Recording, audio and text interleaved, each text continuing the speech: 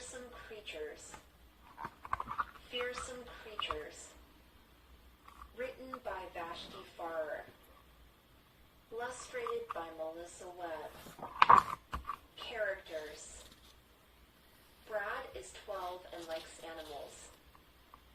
He would love to have pets of his own, but his mom won't let him. Gemma is Brad's younger sister, and she's 11. Gemma is happy to help Brad take care of the gerbils. Chapter 1. Summer Holidays.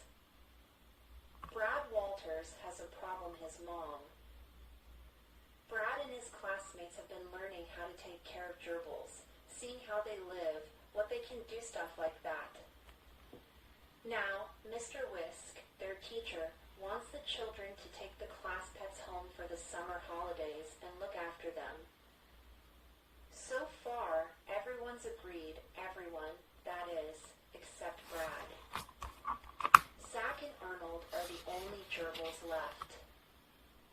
And they have to go to a home together because they've always been together. They might be lonely on their own. Brad would love to take them home, only Mom said, nope, it's especially gerbils.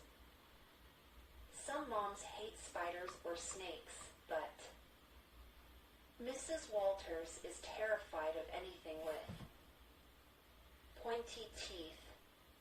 That means rats, mice, guinea pigs, even gerbils. She really, really hates them. Meanwhile, time's running out. Fast. Mr. Whisk looks around the class and his gaze falls on Brad. Brad looks at Zach and Arnold in their cage. Zach has sooty fawn fur with honey dark eyes. Arnold's fur is cinnamon colored and he has ruby red eyes. Zach and Arnold are the cutest gerbils Brad has ever seen, but they are also the dumbest. They are meant to run round their wheel, through the maze, press the buzzer and ring the bell and be rewarded with food. Only Zach and Arnold have never got the hang of it. The other gerbils went yes every time they hit the buzzer, but Zach and Arnold just sit there, looking dumb. They're so cute, thinks Brad. I'm sure Mom would like them once she got to know them. Isn't there anyone who'll take Zach and Arnold? Asks Mr. Whisk. Then an amazing thing happens. Before he can stop it, Brad's arm shoots up all by itself and he hears himself saying, I will, Mr. Whisk. I'll take them. Oh, good. Thank you, Brad. You're sure it's all right with your mom? Oh, sure, replies Brad, trying to sound cool. Maybe you'd better ring her first. Just in case, says Mr. Whisk. So Brad goes over to the school office to call his mom. Please, he begs her. Definitely not, says Mom. Mom can be very stubborn at times.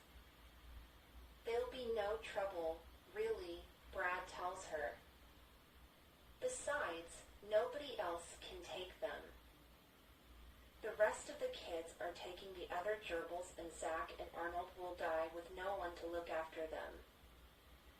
Mom goes very quiet on the other end of the phone. If there's one thing she hates more than animals with pointy teeth, it's animals with no one to care for them.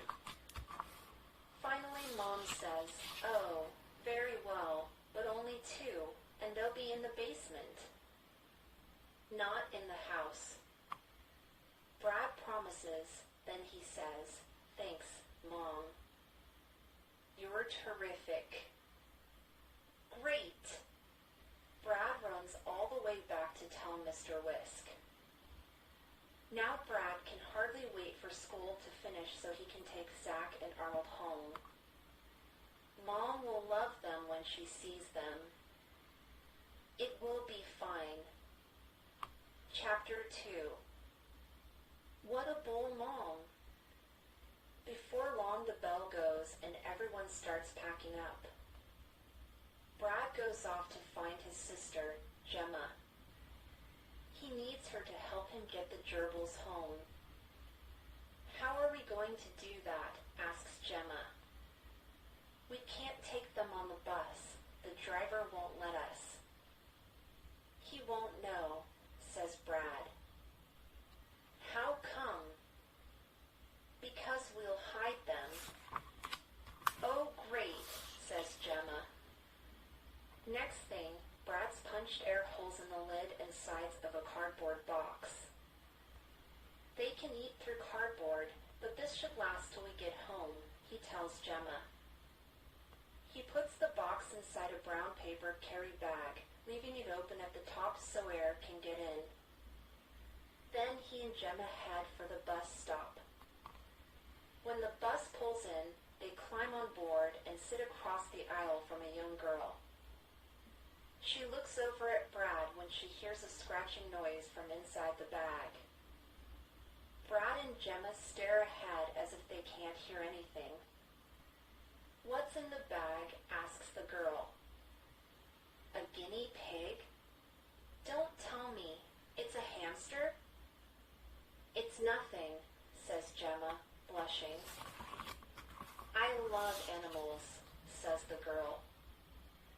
Little ones, especially. They're so cute. Show me.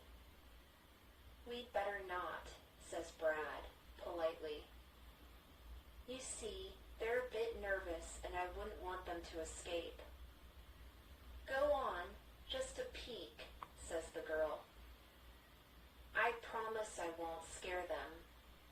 And before they can stop her, she reaches over and peers into the bag. Meanwhile, Zach and Arnold have managed to eat a hole through the lid of the box and are standing on their hind paws, grinning up at the girl. "Ay-ah!" She screams and pulls away. "What's going on back there?" calls the bus driver. "Nothing," says Brad to the driver, who is staring at Brad in the rearview mirror. "That was close," whispers Gemma. Brad nods at her and looks at the girl, who is now ignoring them. For the rest of the bus trip, Brad keeps a close